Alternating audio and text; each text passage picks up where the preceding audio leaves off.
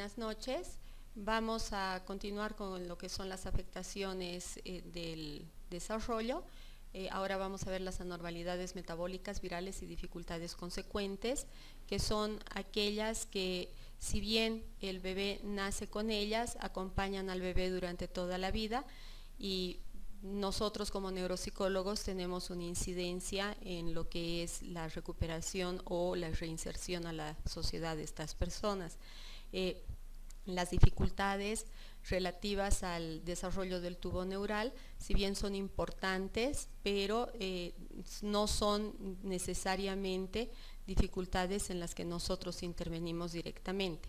Entonces, una de las anormalidades metabólicas virales y dificultades consecuentes que nosotros podemos encontrar es la ictericia. La ictericia, como ustedes saben, es causada por niveles muy altos de bilirrubina, un pigmento amarillo que se crea a medida que el cuerpo elimina los glóbulos rojos viejos. Los niveles altos de bilirrubina en el cuerpo pueden hacer que la piel luzca de color amarillo, y a esto se le llama ictericia. Generalmente los bebés nacen, y muchas veces cuando nacen el hígado empieza recién a funcionar. Muchas veces lo que ocurre es que el hígado no funciona adecuadamente y entonces el bebé sufre de ictericia. Sin embargo, muchas veces la ictericia está dentro de niveles normales, que se consideran normales, y es cuando vemos una degradación de color en el bebé, o sea, con la cara más amarilla que el resto del cuerpo, y no necesita una intervención específica más que ponerlo al sol, o bueno, poco a poco esto se le va pasando.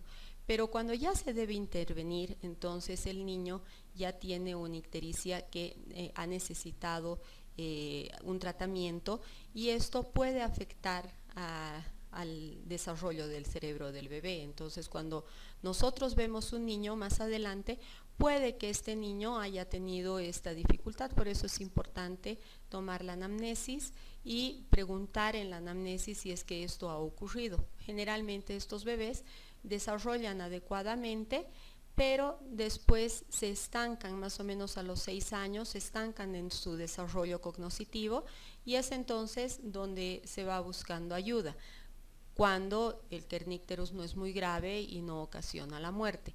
Entonces, si los niveles de bilirrubina están muy altos, el bebé está extremadamente enfermo, la sustancia se movilizará por fuera de la sangre y puede acumularse en el tejido cerebral. Esto puede llevar a complicaciones neurológicas serias que incluyen daño en el cerebro e hipoacusia. El término kernicterus se refiere a esa tinción amarilla que podemos observar. El kernicterus se desarrolla normalmente en la primera semana de vida, pero se puede observar hasta la tercera semana. Algunos recién nacidos con enfermedad hemolítica de RH están en alto riesgo de presentar ictericia grave, que puede conducir a esta afección. En bebés, en raras ocasiones, el kernicterus se puede desarrollar en bebés aparentemente saludables. Entonces es importante ver la historia, la anamnesis, como decía, y además es importante tomar en cuenta que muchas veces esta dificultad está asociada con otro tipo de dificultades, por ejemplo, dificultades metabólicas.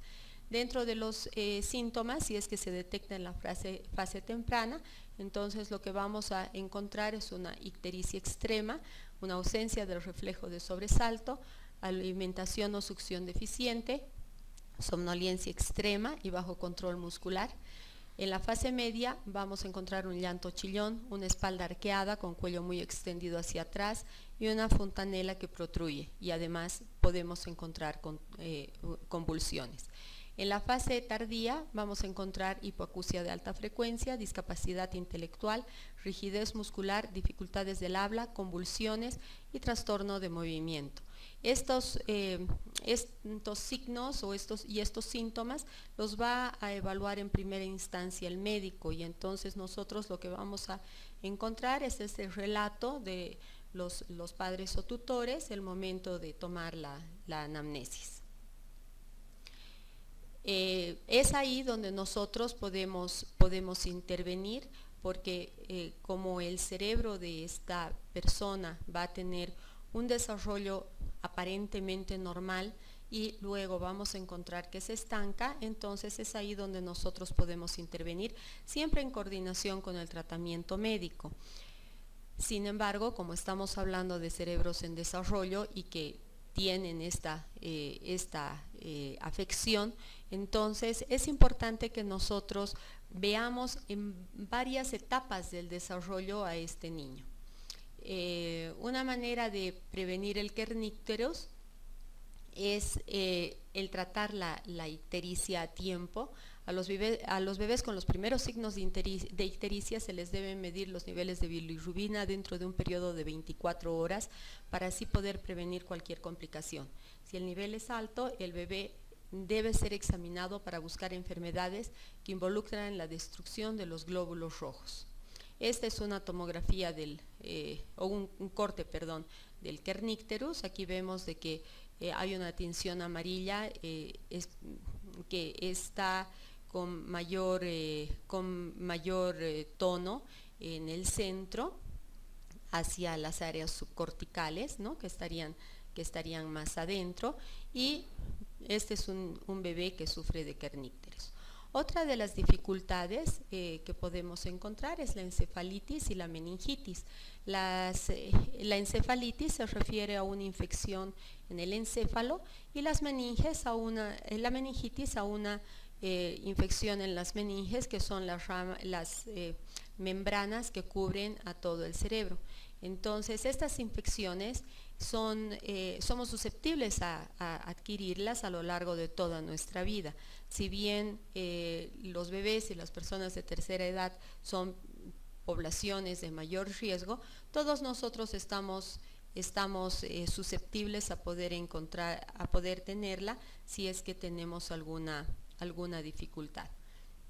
Entonces podemos tener síntomas tales como fiebre, dolor de cabeza o confusión, y en casos extremos se puede causar daño cerebral, accidente cerebrovascular, convulsiones o la muerte. La infección de las meninges se llama meningitis, como les había dicho, y la mielitis es una infección de la médula espinal. Ahí no intervenimos nosotros. Cuando el cerebro y la médula espinal se inflaman, la enfermedad se llama encefalomielitis.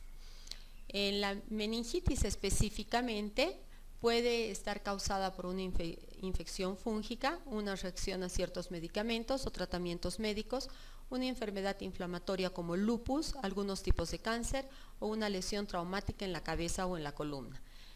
Podemos encontrar diferentes tipos de meningitis. Una de ellas es la meningitis bacteriana, la cual puede llegar a ser mortal y puede ser causada por varios tipos de bacterias, que nosotros podemos aspirar, y entonces tenemos una infección en las vías respiratorias altas y luego viajan por el torrente sanguíneo al cerebro.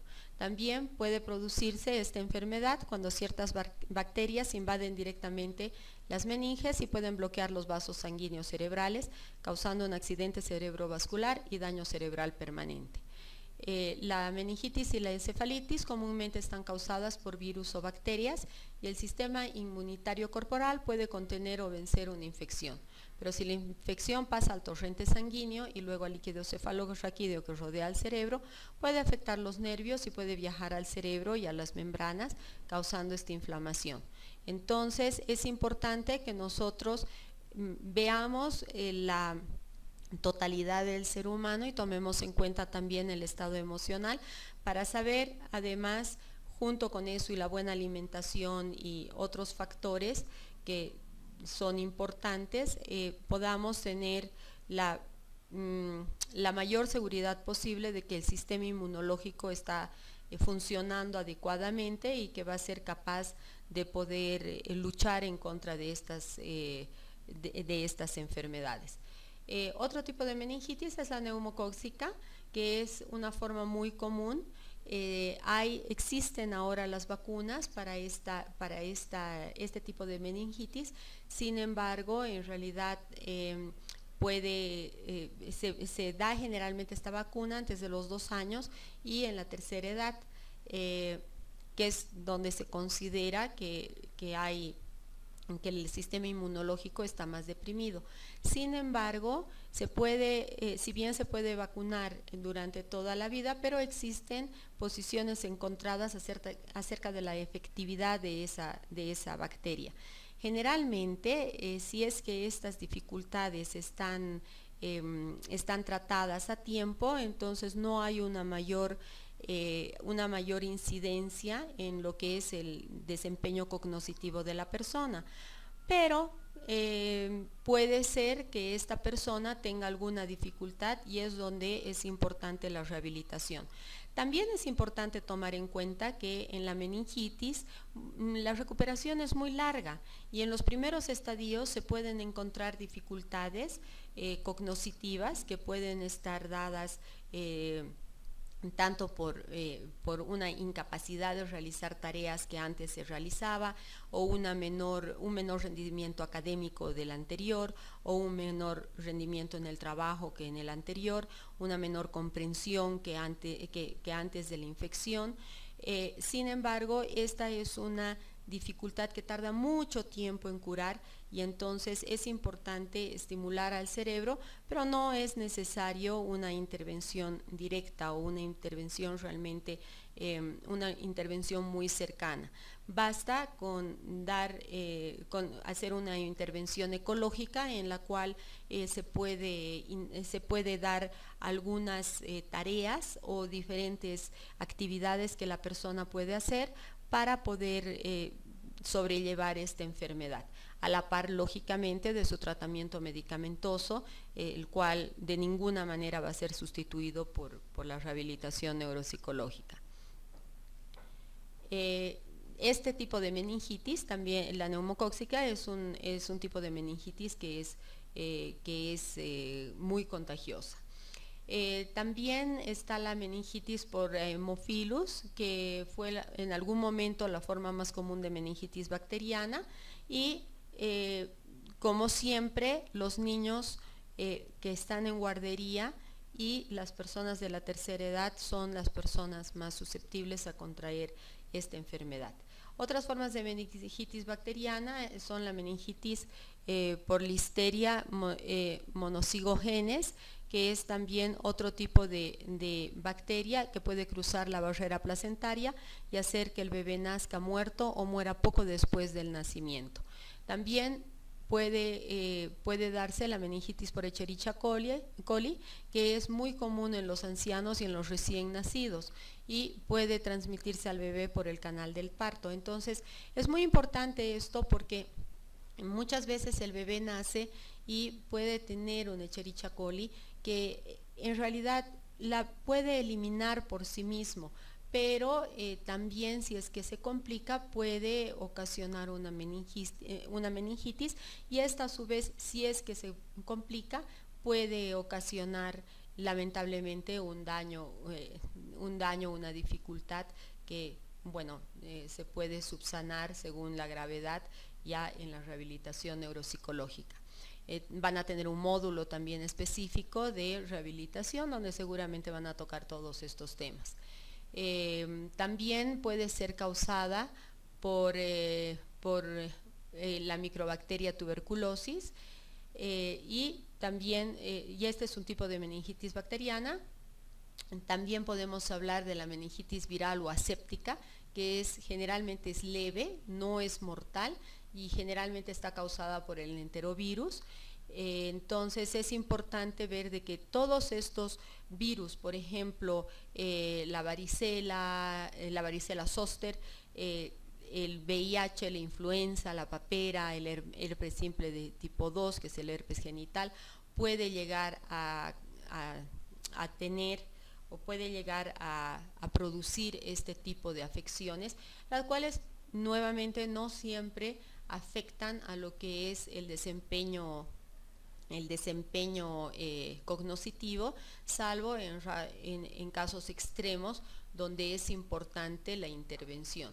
Entonces también hay tipos de meningitis que se han encontrado en suciedad y en los excrementos de pájaros.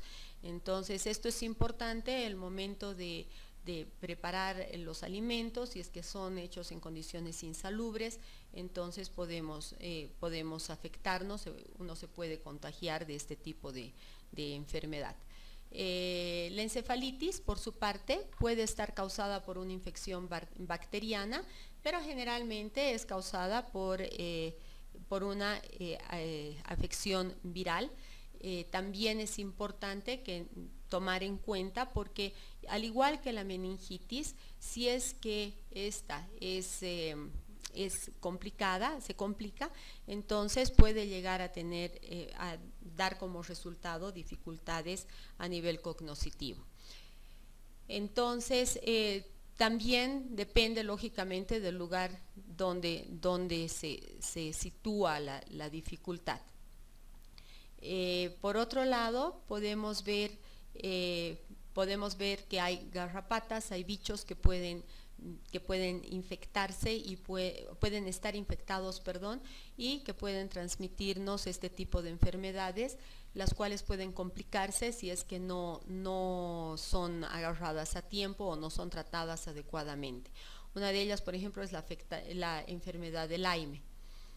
También existe la encefalitis por herpes simple, la encefalitis de Powassan, que también es transportada por una garrapata, la encefalitis equina, que afecta a los caballos y a los humanos, la encefalitis equina occidental, que se ve en áreas agrícolas en los estados de llanuras occidentales y centrales, la encefalitis de la Cross, la encefalitis de San Luis, la encefalitis del nido occidental, y que son las dificultades que pueden darnos este tipo de enfermedad, que después pueden afectarnos cognitivamente.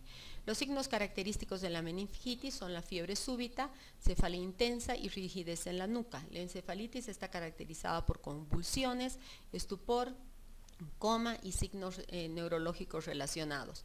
Una dificultad entonces con la que nos encontramos es que muchas veces podemos confundir los síntomas, podemos pensar que se va a pasar y podemos no acudir al profesional correspondiente a tiempo. Por eso es de que es importante tomar en cuenta y ver y poder acudir al profesional correspondiente. En los casos más graves, los síntomas neurológicos pueden ser náuseas y vómitos, confusión y desorientación, somnolencia, sensibilidad a la luz y poco apetito. Poco a poco se van desarrollando los síntomas. Entonces es importante tomar las previsiones del caso si es que nosotros vamos a ir a un viaje a una población que sea una población endémica. Hay otros tipos de pruebas médicas que pueden hacerse. Aquí en esta tomografía vemos una tomografía de un cerebro normal, y aquí hay una que nos muestra claramente que hay una encefalitis en esta persona. Entonces ya el neurólogo verá cuál es la manera de poder diagnosticar y tratar el tipo de encefalitis. Entonces la información que reciba va a ser muy importante. Por otro lado, tenemos la hipoxia, la cual es una afección en la cual hay una disminución en el suministro de oxígeno al cerebro, a pesar de que hay un flujo sanguíneo adecuado. El cerebro es muy sensible a la falta de oxígeno y es muy sensible a la falta de glucosa. Entonces es importante evitar situaciones tales como ahogamiento, estrangulamiento, atragantamiento, asfixia, paro cardíaco, un traumatismo cerebral, un envenenamiento, que son todas las complicaciones que pueden llevarnos a esta hipoxia, además de la anestesia general, que pueden crear la hipoxia. Entonces es importante ver la anamnesis y es importante además ver qué es lo que ha podido pasar en la persona a lo largo de toda su vida, porque siempre estamos sensibles a poder estar deprivados de oxígeno, especialmente cuando estamos en situaciones difíciles, y esto puede tener consecuencias negativas para nuestro funcionamiento general. Entonces, por otro lado, podemos ver de que cuanto más tiempo dura la hipoxia, entonces más daño puede sufrir ese cerebro. Entonces podemos ver de que si una hipoxia de unos 10 segundos o de medio minuto, si bien causa daños, pero puede que este tipo de hipoxia en realidad cause daños más específicos.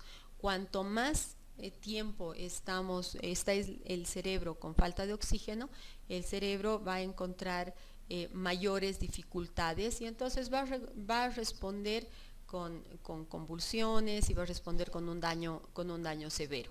Entonces esto es importante. El tratamiento de la hipoxia dependerá de la severidad del daño y la rehabilitación también. Entonces, la rehabilitación va a ser importante. En la rehabilitación va a ser importante el educar a la familia, el poder reacomodar a la persona y a la familia según el daño que se haya sufrido. También aquí podemos ver una gráfica de cuál podría ser una encefalopatía por hipoxia. Bueno, este caso específico es de un bebé donde hay una hipoxia y una falta de suministro de oxígeno, por eso es importante preguntar en la anamnesis si el bebé lloró en cuanto nació o no, es decir, si ese cerebro ha estado oxigenado o no, y estas dificultades pueden durar a lo largo de toda la vida. También la hipoxia, como decía anteriormente, puede ser causada por dificultades que nosotros tengamos a lo largo de nuestra vida. Por otro lado, tenemos la parálisis cerebral, que aparece en la infancia o en la niñez temprana, pero afecta permanentemente al individuo que la sufre.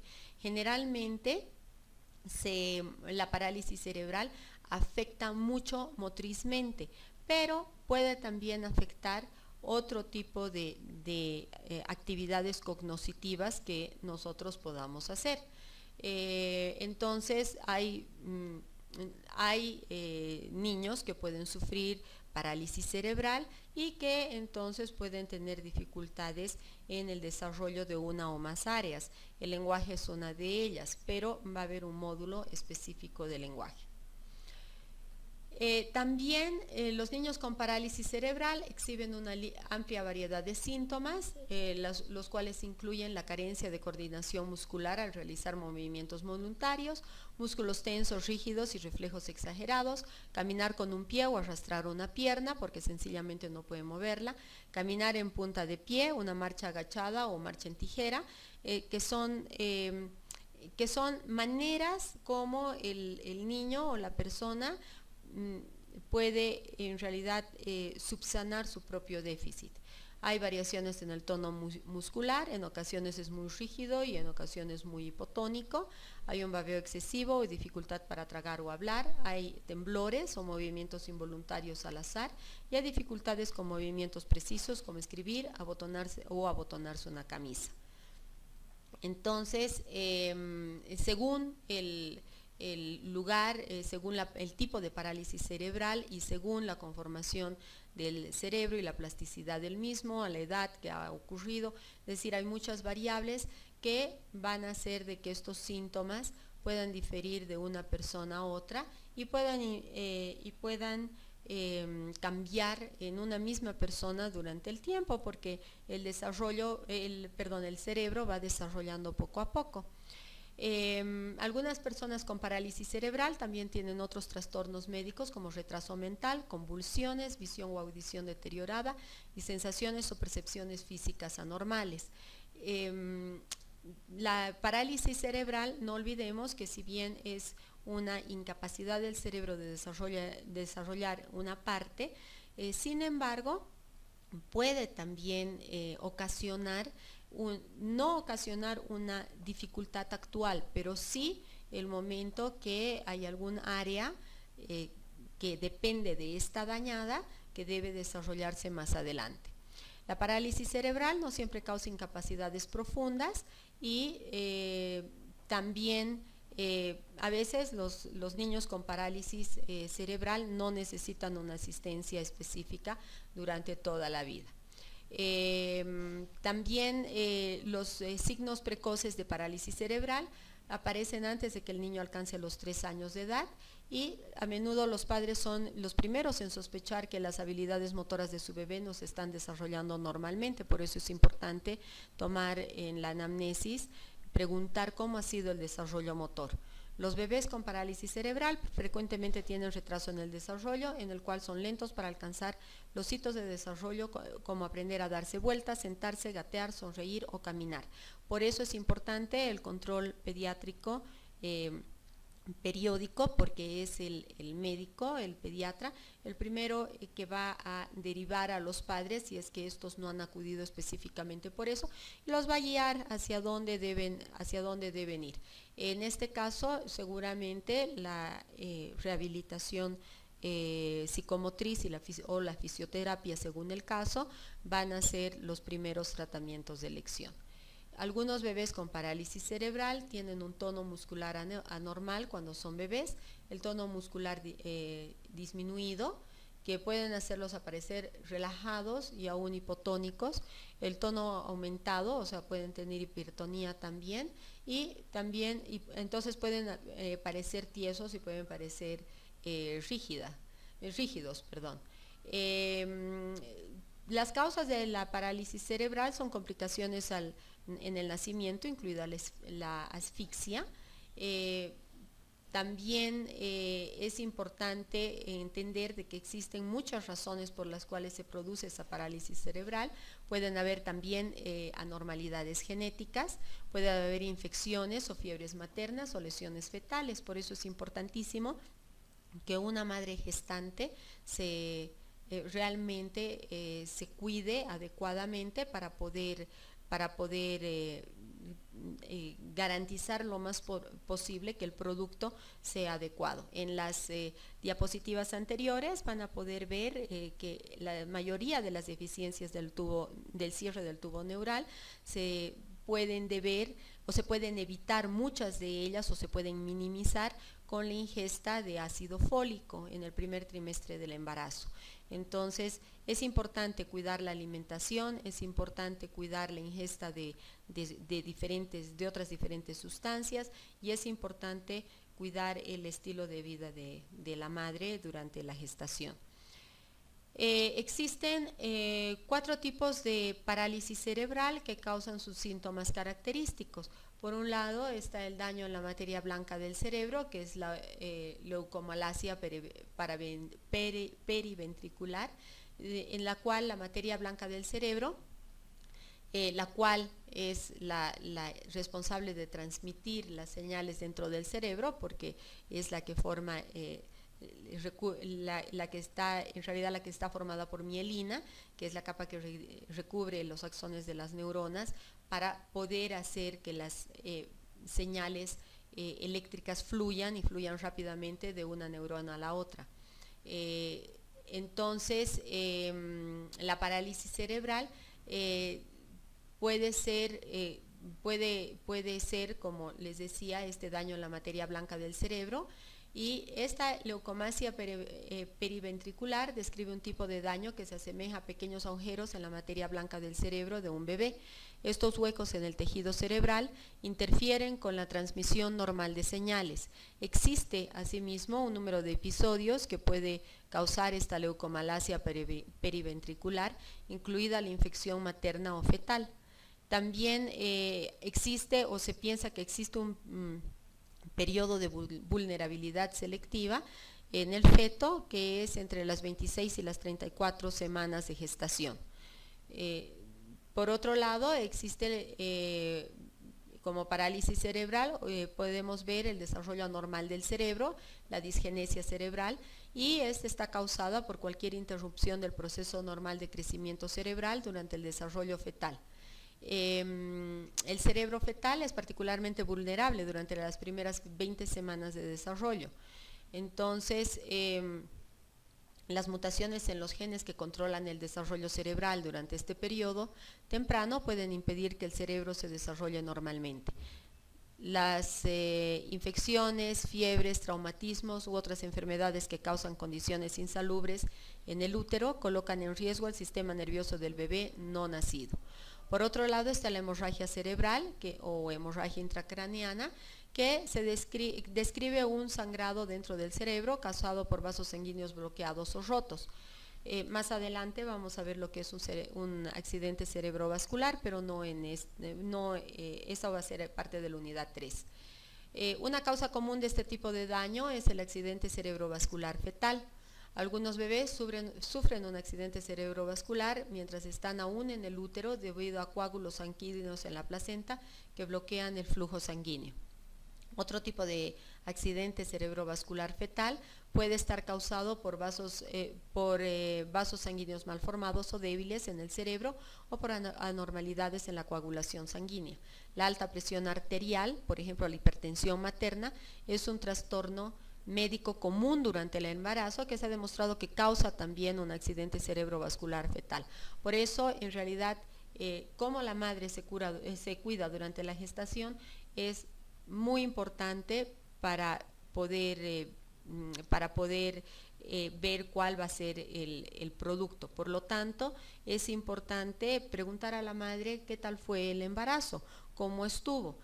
No es generalmente, o sea, si es que la madre se conforma con decir fue tranquilo porque yo no me enfermé, pero o sea, hay que indagar un poco más a ver si es que han habido otras circunstancias emocionales o circunstancias de hipertensión. Se ha encontrado, por ejemplo, que mayores niveles de cortisol en la sangre de la madre en realidad dan como resultado niños con mayores niveles de cortisol en la sangre que más adelante van a tener menor tolerancia al estrés y van a ser más susceptibles a ciertas enfermedades.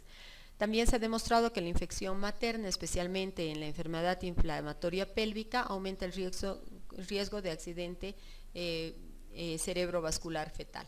Por otro lado está el daño cerebral causado por falta de oxígeno en el cerebro, que es una encefalopatía hipóxica isquémica o asfixia interparto, la cual es importante también tomar en cuenta porque puede darnos en realidad una causa de tratamiento más adelante. Esta se refiere a una carencia de oxígeno que, como les explicaba en la hipoxia, es muy importante en toda la vida del feto y del bebé. Entonces intrauterinamente también es importante. Entonces durante el parto o durante el trabajo de parto pueden tener también esta dificultad, esta hipoxia cerebral, y entonces es importante conocer también cuáles han sido las condiciones del parto y el parto. Entonces existen dificultades que pueden darse prenatales, perinatales o postnatales. Aunque la sangre de un recién nacido esté equipada para compensar los bajos niveles de oxígeno a corto plazo, si el suministro de oxígeno se interrumpe o se reduce durante periodos largos, el bebé puede desarrollar un tipo de daño cerebral que se llama encefalopatía hipóxica isquémica, que destruye el tejido de la corteza motora cerebral y otras áreas del cerebro. Si bien lo motor es lo que podemos ver inmediatamente, pero como les explicaba, el daño en una parte del cerebro va a hacer que este individuo tenga dificultades para desarrollar ciertas habilidades más adelante que dependen del desarrollo del cerebro y debían haberse apoyado en estas áreas que han sido afectadas en un inicio. Entonces, también este tipo de daño también puede estar causado por muy baja presión arterial materna, una rotura de útero, un desprendimiento de la placenta o problemas con el cordón umbilical. Por eso es importante prevenir todas estas dificultades y poder abordar sobre ellas. Asimismo, es importante que nosotros tomemos en cuenta que un exceso de oxígeno, porque no es cuestión de a un bebé darle mucho oxígeno. El exceso de oxígeno también puede romper venas en ese cerebro, que es muy, muy delicado y puede causar problemas más adelante. Entonces, para eso existen profesionales especializados, que son los neonatólogos, que van a atender a ese bebé en ese momento y le van a dar aquello de lo que carece, pero no en demasiadas dosis. Bueno, esto sería respecto a estas enfermedades metabólicas o a infecciones que pueden darse, y ahora pasaríamos a lo que son los síndromes neurológicos en la infancia, y uno de los que veríamos es el trastorno por déficit de atención y la hiperactividad. La afección del déficit de atención es muy común en los niños. Hay muchos niños que están sobrediagnosticados con esta dificultad. En realidad existe mucha controversia acerca de lo que esta dificultad conlleva. Sin embargo, en lo que se podría más o menos tener un criterio unísono, es el que actualmente el déficit de atención es la única dificultad de aprendizaje que puede diagnosticarse neurológicamente. En realidad, muchas veces los niños con déficit de atención tienen capacidades adecuadas para realizar diferentes tareas, pero también puede o bien ser una entidad comórbida a otros síndromes, o bien puede,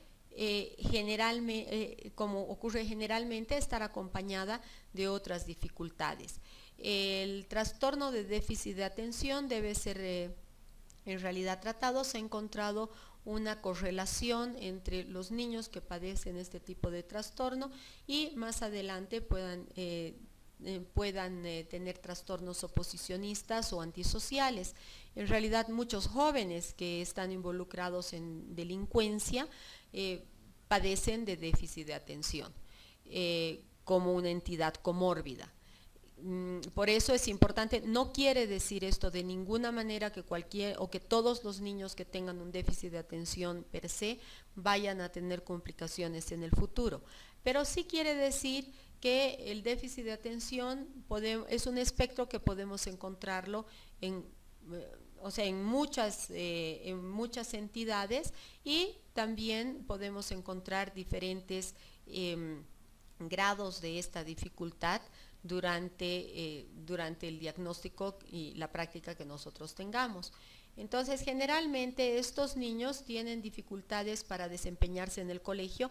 Son más o menos como una radio mal sintonizada, así funciona su cerebro. Entonces, es como que si es que tengo una radio mal sintonizada, entonces no puedo entender bien lo que dicen. Y esto es lo que pasa con los niños con déficit de atención. Existen dos dificultades claras con el déficit de atención. Por un lado, el niño puede tener dificultades solamente para mantener la atención, y por otro lado puede ser un niño que tenga dificultades para mantener la atención y que a la vez sea un niño hiperactivo o un niño impulsivo. Entonces se está estudiando estas dos dificultades. Como ustedes saben, el trastorno por déficit de atención es muy estudiado y es muy común, ¿no? Todos hemos visto a alguien. El trastorno por déficit de atención debe tener un diagnóstico diferencial muy claro entre lo que es una dificultad estructural y lo que es una dificultad emocional. En realidad no debemos perder de vista que los niños que padecen de dificultades emocionales emulan a un niño con déficit de atención con hiperactividad, y eso nos pasa a los adultos también. ¿Cuántas veces no nos ha pasado que hemos estado muy estresados y que hemos dicho, no, he escuchado la radio pero no he prestado atención a la noticia, o me estabas hablando pero no he prestado atención, así que ¿qué es lo que me has dicho? Volveme a repetir, y no por eso tenemos un déficit de atención. simplemente tenemos una interferencia emocional muy grande. Entonces, hay muchos niños que tienen una interferencia emocional muy grande y que entonces emulan a un niño que tiene déficit de atención, aunque estructuralmente esté capacitado para poder mantener la atención en diferentes circunstancias. Los niños con déficit de atención con hiperactividad, a diferencia de los niños que no tienen déficit de atención con hiperactividad, se mueven todo el tiempo, pero su actividad no está dirigida a un fin. En tanto que aquellos niños que no tienen hiperactividad, su actividad, si bien no pueden estar quietos, pero su actividad sí está dirigida a un fin.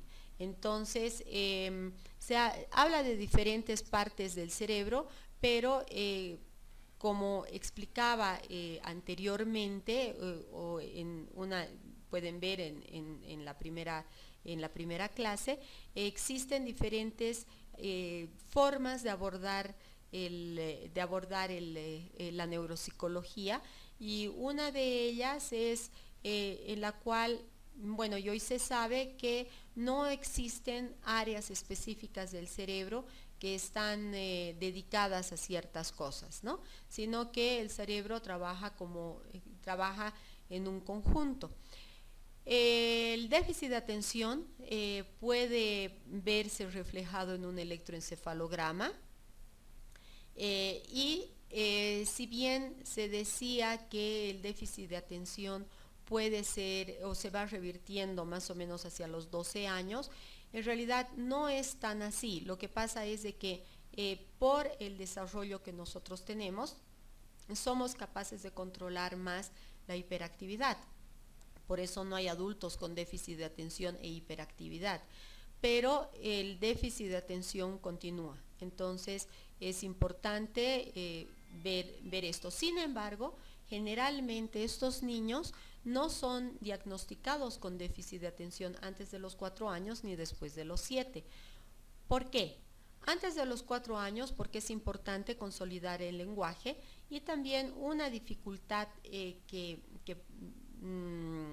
que ocasiona el déficit de atención es la falta de internalización del lenguaje. Es cuando el lenguaje del adulto no regula la actividad del niño. Para eso es importante la intervención en el lenguaje. Por otro lado, no se diagnostica después de los 7 años porque en realidad durante el periodo escolar, o sea, más o menos entre los 6 y los 7 años, los niños ya están en un primero, ¿no? en un primero básico, depende de la nomenclatura que se quiera utilizar, o en un primero de primaria. Los niños en realidad empiezan a tener que mantener la atención por periodos más largos, a tener que aprender ciertas habilidades y a tener que interactuar de diferente manera con sus pares. Entonces es difícil que no sean detectados a tiempo y que no sean detectados antes de los 7 años, antes de los 7 años, y se obvie en realidad el estadio de desarrollo del cerebro el que deberían tener. Muchas veces las terapias de elección están dadas por fármacos y por una intervención cognitivo-conductual. No es una intervención en realidad a nivel de otras áreas del aprendizaje que necesiten ser estimuladas a nivel neuropsicológico, porque muchas veces no se lo necesita, aunque generalmente sí. Pero es importante tomar esto en cuenta al momento de abordar a un niño con déficit de atención. Ahora, hay algunos casos en los cuales no se necesita medicar y que por lo tanto los niños son susceptibles a tener una modificación de la conducta si es que hay un abordaje adecuado hacia el niño y hacia el entorno. Otro de los trastornos que vamos a ver es el trastorno del espectro autista. El autismo es una dificultad que es un espectro, entonces va desde el retardo profundo hasta autistas altamente funcionales, una afección que se conoce como el síndrome de Asperger, donde la persona no tiene una necesidad de contacto social, pero es altamente funcional y altamente eficiente en ciertas áreas, en las áreas de su elección. Muchas veces también podemos encontrar a lo largo de este trastorno del espectro autista, podemos encontrar el síndrome de Rett, que es un trastorno raro, y es un trastorno que da mayormente a las niñas, donde vemos que hay esta dificultad de contacto social, un retraso del lenguaje y además alteración del movimiento de las manos.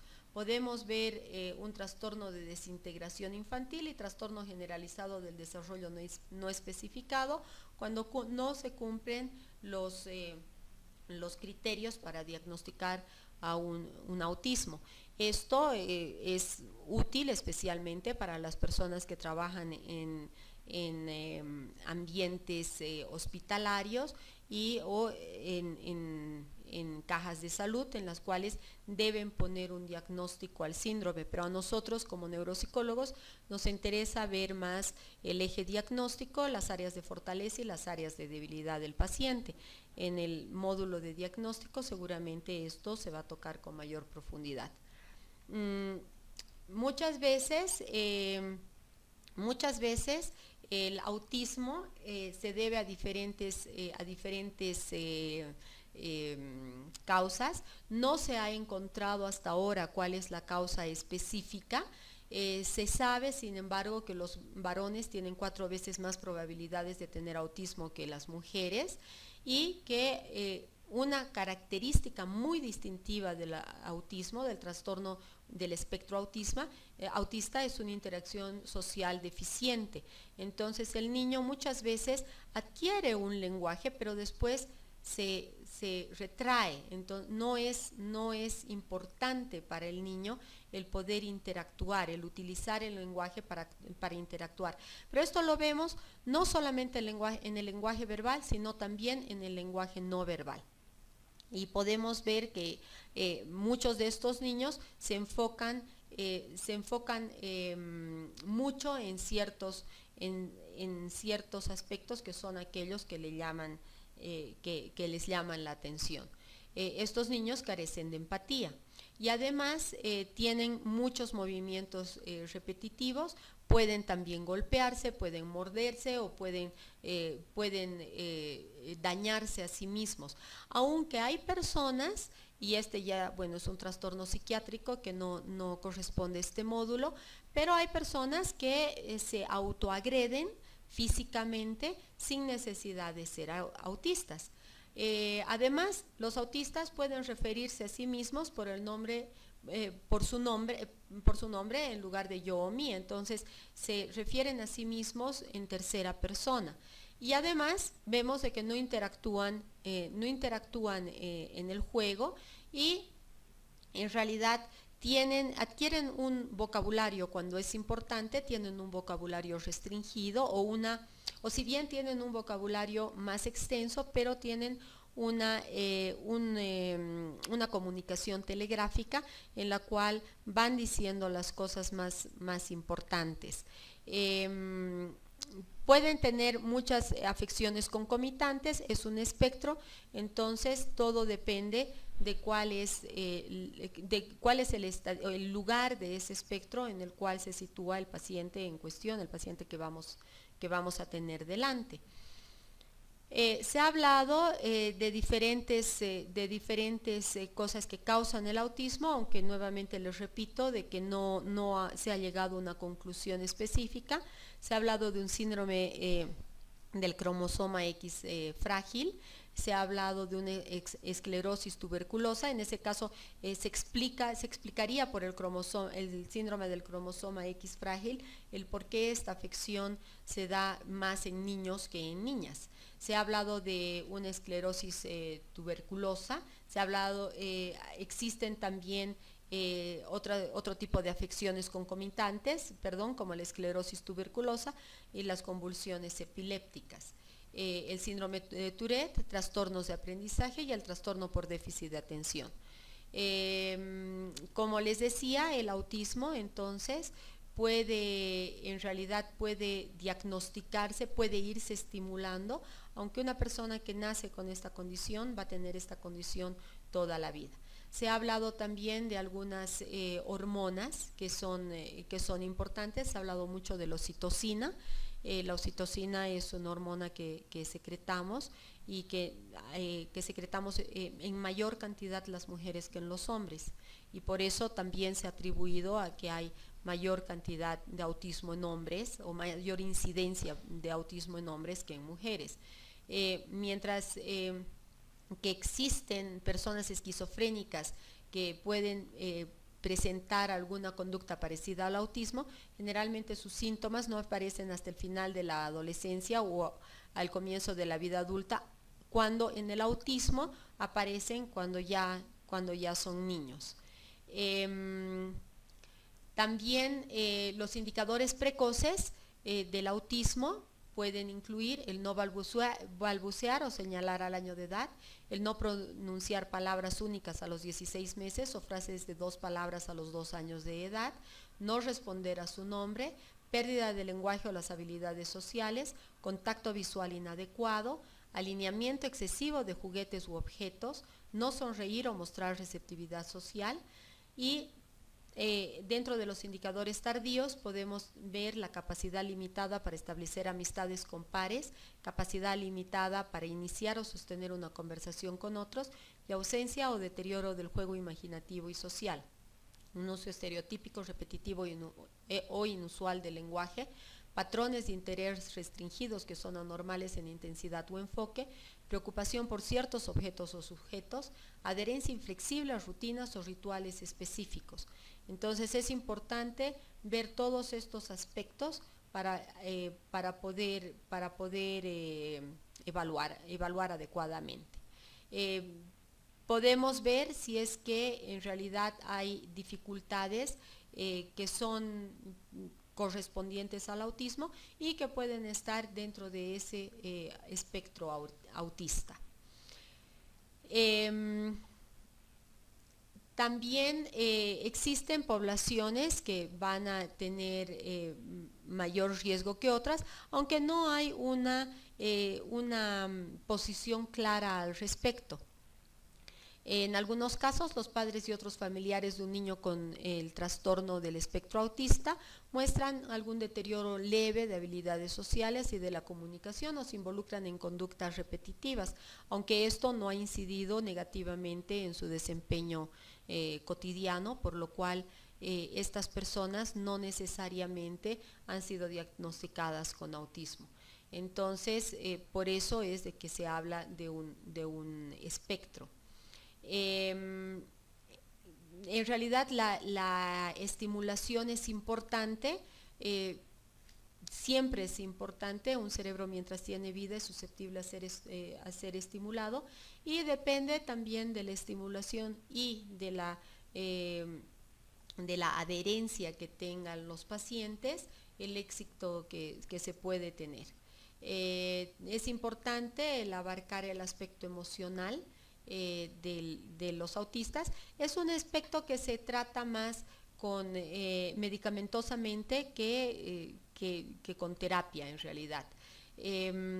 No existe una cura para este trastorno. Las terapias e intervenciones conductuales están diseñadas para remediar los síntomas específicos y pueden aportar una mejoría sustancial. El plan de tratamiento ideal coordina las terapias e intervenciones que cubren las necesidades específicas de los niños individuales. Entonces, los médicos son aquellos que van a ir medicando y nosotros trabajamos a la par de los médicos según el trastorno comórbido también que tenga este niño autista. El síndrome de Rett es un síndrome del cual hemos hablado a grosso modo, que se puede considerar que está dentro del espectro autista. Sin embargo, es raro y se da mayormente entre las niñas y las mujeres o exclusivamente. La evolución del síndrome de Rett varía dependiendo de los síntomas, aunque al igual que el trastorno del espectro autista no tiene una cura, pero puede tener mayor o menor incidencia en lo que es la interacción social. Podemos encontrar en estas personas, en estas niñas, podemos encontrar apraxia, podemos encontrar estas dificultades motrices y podemos encontrar dificultades en el habla y dificultades en la interacción social. También pueden tener dificultades para caminar, pueden tener problemas de sueño, pueden tener una marcha en la que necesitan mucho apoyo, pueden rechinar o crujir los dientes, pueden tener dificultades para masticar, crecimiento retardado y convulsiones. También pueden tener incapacidades cognitivas, que son aquellas que también se pueden interferir, dificultades en la respiración al estar despierto, como por ejemplo la hiperventilación, la apnea y la aspiración de aire. También en el síndrome de Rett hay 4 etapas: la de inicio prematuro, que es de los 6 a los 18 meses, la etapa 2, que es la destrucción acelerada, que comienza entre el 1 y los 4 años y puede durar semanas o meses. También podemos ver la etapa 3, que es la etapa pseudoestacionaria o de estabilización, donde aparentemente entre los 2 y 10 años las niñas se estabilizan, ¿no? O detienen esos sus síntomas, aunque continúan, pero ya no progresan, ¿no? Entonces es importante ir tratando los problemas concomitantes, por ejemplo, las convulsiones y los problemas motores. Y la última etapa es la etapa 4, que es motora tardía, donde podemos ver de que hay una rigidez muscular, hay tensión, hay espasmos ocasionales y podemos ver de que hay mayor dificultad motora y aunque los movimientos repetitivos de la mano pueden disminuir y la capacidad de mirar fijamente generalmente mejora.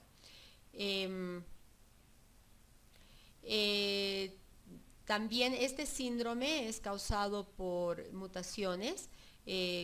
No se sabe exactamente qué es, se cree que es el gen MSP2 que se encuentra en el cromosoma X, que puede dificultar el desempeño. Este síndrome de Rett, por tanto, es un trastorno genético, resulta de un gen o genes defectuosos y hay 1% de casos registrados de los cuales se hereda o se transmite a la generación siguiente. Otro síndrome importante de mencionar es el síndrome de Gilles de la Tourette, que es caracterizado por movimientos repetitivos, estereotipados e involuntarios y la emisión de sonidos vocales llamados tics. Entonces, generalmente estos tics llegan a ser complejos. Cuando son simples muchas veces pasan desapercibidos, pero cuando ya son complejos es cuando se busca ayuda. Para el Tourette es importante en realidad ver cuál es la situación ambiental y cuáles son las entidades comórbidas.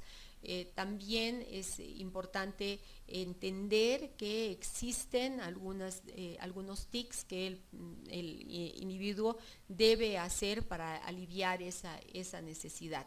Entonces, generalmente se inicia entre los 7 y 10 años de edad. También afecta a varones más que a mujeres. En general puede existir coprolalia, puede haber uno o más grupos de músculos, como les decía, involucrados dentro de estos tics. También pueden incluir tics vocales, como por ejemplo carraspeo de la garganta o andar oliendo o andar soplando o hacer gruñidos o ladridos, y también se pueden emitir palabras o frases. Entonces, si bien aparece entre las edades que había mencionado, entre los 7 y 10 años, pero este es un síndrome que en realidad dura durante toda la vida. Esta es un esquema o una figura de qué es lo que ocurre en el Tourette. Generalmente están implicados los ganglios basales, el núcleo caudado y el putamen, y hay una conexión con los lóbulos frontales. Otro de los síndromes importantes de mencionar es el síndrome de Williams, que es una rara afección causada por la falta de una copia de varios genes, y los padres pueden o no tener algún antecedente familiar, pero sin embargo tienen algún hijo que tiene esta dificultad. Hay esta dificultad, la cual podemos ver que se caracteriza por un retraso en el desarrollo del lenguaje, que puede convertirse en locuacidad posteriormente, y una fuerte capacidad para aprender escuchando, un retraso en el desarrollo, una tendencia a la distracción, trastorno por déficit de atención, problemas de alimentación como cólicos, reflujos y vómitos, encorvamiento del dedo meñique hacia adentro, que se llama clinodactilia, trastornos de aprendizaje, capacidad intelectual que va de leve a moderada, rasgos de personalidad que incluyen ser muy amigable, confiar en extraños, miedo a los sonidos altos o al contacto físico y afinidad por la música. Estatura baja con relación al resto de la familia y un tórax hundido. Aquí tenemos una foto de un niño que tiene síndrome de Williams. Aquí tenemos un aumento de tejido, estas son las características faciales alrededor de los ojos. Generalmente tienen un rostro de diablillo, en el cual hay labios gruesos, una nariz respingada y una frente amplia, hay mejillas protuyentes, hay dientes pequeños, hay una mala oclusión dental, hay una voz ronca y una mandíbula pequeña. El síndrome de Down o el retardo mental, o sea que conlleva un retardo mental, es un trastorno genético en el cual una persona tiene 47 cromosomas en lugar de los 46 usuales, y generalmente hay una copia extra del cromosoma número 21, y entonces a esta forma de síndrome de Down se denomina una trisomía del cromosoma 21. Entonces, es una anomalía congénita. Los individuos con síndrome de Down viven aproximadamente hasta los 40 años, sin embargo, lógicamente hay excepciones, y aquí podemos ver una foto de una niña con síndrome de Down, donde vemos que tiene muchas características físicas. Bueno, si bien es susceptible de ser siempre estimulado el síndrome de Down, pero no es susceptible de poder llegar a tener un funcionamiento normal, porque la brecha cada vez va a ser más grande. El síndrome de Apert, por otro lado, es una enfermedad genética en la cual las suturas entre los huesos del cráneo se cierran más temprano de lo normal, afectando la forma de la cabeza y de la cara. Se puede transmitir de padres a hijos, y dentro de los síntomas podemos encontrar que hay un cierre prematuro de las suturas entre los huesos del cráneo, que se nota por la formación de crestas a lo largo de las suturas, infecciones frecuentes del oído, fusión, unión marcada del segundo, tercero y cuarto dedos de las manos, hipoacusia, fontanela grande o de cierre tardío en el cráneo del bebé, desarrollo intelectual posiblemente lento, ojos prominentes o abultados, subdesarrollo grave de la parte media de la cara, anomalías esqueléticas, estatura baja, fusión o unión de los dedos de los pies. Aquí podemos ver estos dedos en mitón, por ejemplo, y podemos ver las anomalías en la cara. Entonces, nuevamente, al igual que en los otros síndromes, la intervención va a darse según las necesidades del paciente. Otro síndrome que es importante ver es el síndrome de alcoholismo y el síndrome de abstinencia.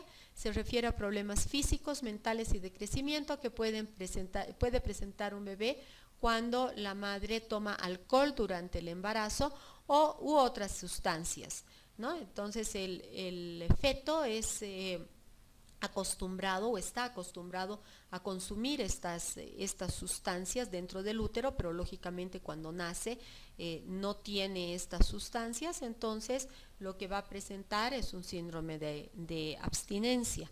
Entonces, cuando ha nacido, podemos ver de que hay una disminución del tono muscular y hay una mala coordinación, hay un retraso en el desarrollo y problemas en 3 o más áreas mayores, por ejemplo, el pensamiento, lenguaje, movimiento o habilidades sociales, y va a tener anomalías cardíacas. Entonces, cuando va creciendo este bebé, es importante ir interviniendo o intervenir lo antes posible para que realmente pueda ser estimulado adecuadamente. Seguramente va a necesitar también estar controlado médicamente. Vamos a encontrar que este bebé va a tener un llanto excesivo porque le va a faltar esta sustancia, va a tener una succión excesiva porque va a intentar ingerir esta sustancia, va a tener fiebre, reflejos hiperactivos, aumento del tono muscular, irritabilidad, mala alimentación, respiración rápida, convulsiones, problemas para dormir, aumento lento de peso, nariz tapada, estornudo, sudoración, y va a tender a tiritar y a tener vómitos. Entonces, estas son las características de un niño con síndrome de alcoholismo o síndrome de abstinencia. El síndrome de Angelman, por su parte, se refiere a una enfermedad genética que causa problemas con la forma como se desarrolla el cerebro y el cuerpo de un niño. Está presente desde el nacimiento. Sin embargo, a menudo no se diagnostica hasta los 6 a 12 meses de edad. Tiene esta enfermedad, tiene dificultades en el gen, hay una mutación en el gen VE3A que en realidad puede ser pasado por la madre o por el padre. Los recién nacidos y lactantes pueden presentar los siguientes síntomas: pueden presentar un tono muscular flácido, problemas en la alimentación, acidez gástrica, movimientos temblorosos de brazos y piernas. También podemos encontrar en niños pequeños y mayores marcha espasmódica o inestable, habla muy poco o no habla para nada, personalidad feliz y excitable, puede reír o sonreír con frecuencia, puede tener cabello, piel y color de ojos claros en comparación con el resto de la familia, una cabeza pequeña, discapacidad intelectual grave, puede tener convulsiones, puede tener un movimiento excesivo de manos y extremidades, problemas para dormir, interposición lingual, ojos viscos, masticación y movimientos inusuales, puede caminar con los brazos levantados, así como saludando, y en general es importante ver de que estos niños no presentan síntomas hasta los 6 o 12 meses, pero pueden vivir mucho tiempo y es importante la estimulación. Aquí hay una fotografía de una niña que tiene este síndrome y entonces es importante aparte de ver los rasgos físicos, ir evaluando aquellas áreas en las que necesita o podría necesitar alguna ayuda. Finalmente vamos a ver hoy día la epilepsia, que es un trastorno cerebral que hace que las personas tengan compulsiones recurrentes, y la epilepsia es un término que alberga a varios en realidad a varias dificultades. No, es un síndrome, no una enfermedad, es un término que cobija a varias enfermedades en las cuales pueden presentarse convulsiones de diferentes etiologías, y esta es la epilepsia. Estas convulsiones ocurren cuando los grupos de células nerviosas del cerebro envían señales erróneas y pueden estar detonadas por muchas cosas. Entonces, pueden haber muchas causas, por ejemplo, las cerebrales, de enfermedades, o pueden ser resultado de lesiones cerebrales, pero es lógico que aunque no sean el resultado de lesiones cerebrales, es lógico que la irritabilidad de una parte del cerebro puede llegar a provocar dificultades cognitivas en las personas. Existen diferentes tipos de convulsiones, es importante sin embargo poder agruparlas entre ellas o poderlas identificar. Por un lado están las tónico-clónicas generalizadas, que son las que representan el gran mal, donde hay un movimiento generalizado.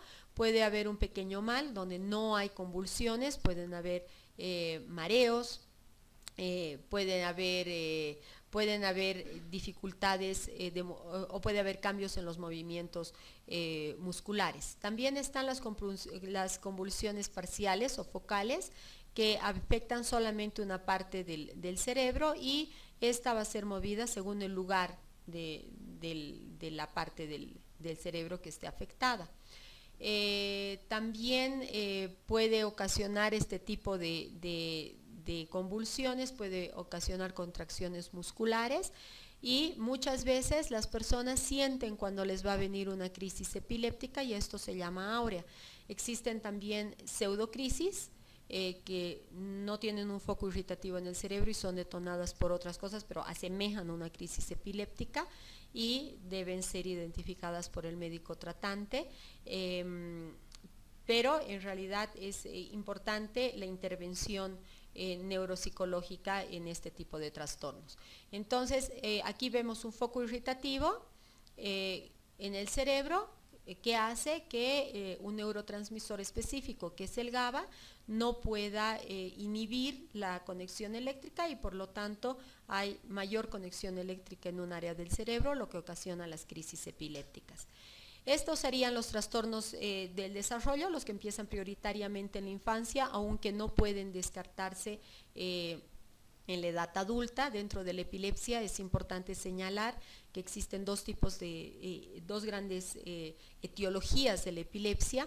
Una es la idiopática y otra es la sintomática. La idiopática es aquella en la cual no se puede determinar la causa específica, y la sintomática es aquella en la cual sí se puede encontrar la causa específica, ya sea una contaminación por algún alimento, o sea, ahí está por ejemplo la neurocisticercosis, o puede ser el resultado de una lesión cerebral, tiene un golpe, un traumatismo, puede tener en realidad etiologías bien definidas, o de un tumor cerebral, o este tipo de cosas.